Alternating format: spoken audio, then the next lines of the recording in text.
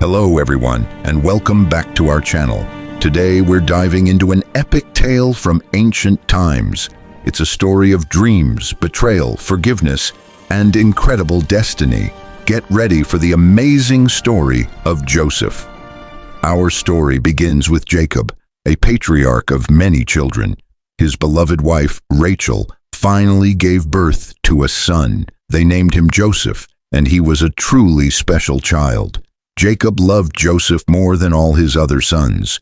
He even made Joseph a magnificent coat of many colors. This special coat made his older brothers very jealous. Joseph also had vivid prophetic dreams. He dreamt that his brothers' sheaves of grain bowed down to his.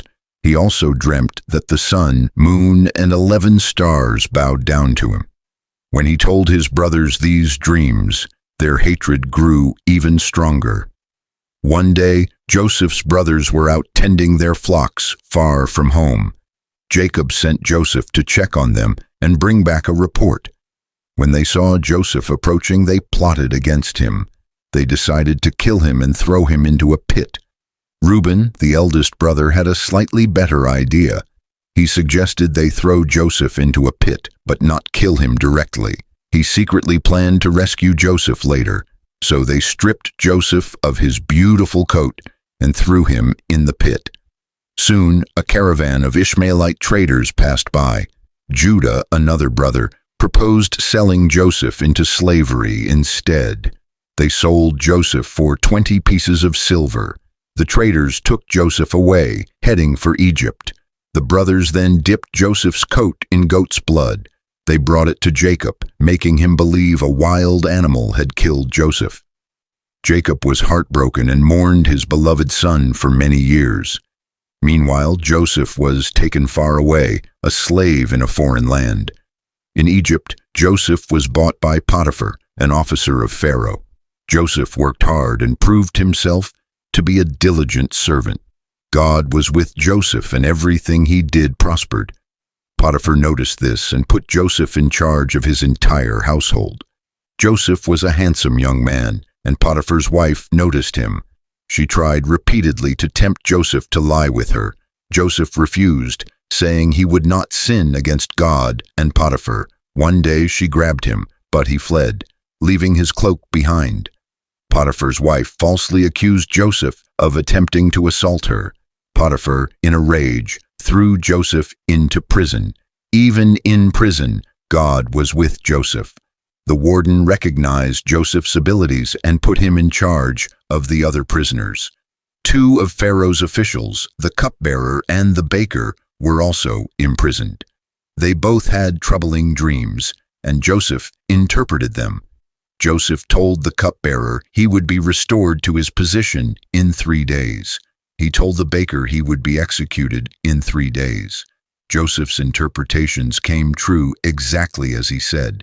He asked the cupbearer to remember him when he was free, but the cupbearer forgot. 2 years later, Pharaoh himself had 2 disturbing dreams. No one in Egypt could interpret them for him. Then the cupbearer remembered Joseph and told Pharaoh about him. Pharaoh immediately sent for Joseph to be brought from prison. Joseph stood before Pharaoh and interpreted his dreams. Pharaoh dreamt of 7 fat cows eaten by 7 thin cows. He also dreamt of 7 good heads of grain swallowed by 7 withered ones. Joseph explained that both dreams meant 7 years of abundance. These would be followed by 7 years of severe famine. He advised Pharaoh to appoint a wise man to store up food during the good years. Pharaoh was so impressed by Joseph's wisdom and insight. He declared that only Joseph could be the right man for the job. Pharaoh made Joseph the 2nd most powerful man in Egypt. He gave Joseph his signet ring, fine linen clothes, and a gold chain. Joseph was given an Egyptian name, Zaphnath-Paneah, and a wife, Asenath. He traveled throughout Egypt, gathering and storing immense amounts of grain. During the 7 years of abundance, Joseph stored up grain like the sand of the sea. Then the 7 years of famine began, just as Joseph had predicted. The famine was severe, not just in Egypt, but across all the surrounding lands. People from all nations came to Egypt to buy grain from Joseph. Among those who came were Joseph's own brothers. They bowed down before him, fulfilling his childhood dreams. Joseph recognized his brothers, but they did not recognize him. He spoke harshly to them, accusing them of being spies. He tested them repeatedly, even secretly putting his silver cup in Benjamin's sack. This was to see if they had changed, and if they cared for Benjamin. Finally, after seeing their remorse and willingness to sacrifice for Benjamin, Joseph could no longer hold back his emotions. He sent everyone else out and then wept loudly. "I am Joseph," he cried. "Is my father still alive?" His brothers were terrified and speechless. Joseph reassured them, "Do not be distressed or angry with yourselves. It was not you who sent me here, but God. He sent me ahead of you to preserve life." He told them to go back to Canaan and bring Jacob and all their families to Egypt. Pharaoh welcomed them, giving them the best land in Egypt, Goshen. Jacob came to Egypt and was finally reunited with his beloved Joseph. He said, "Now I can die, since I have seen your face again and know you are alive." Joseph continued to care for his family and all of Egypt.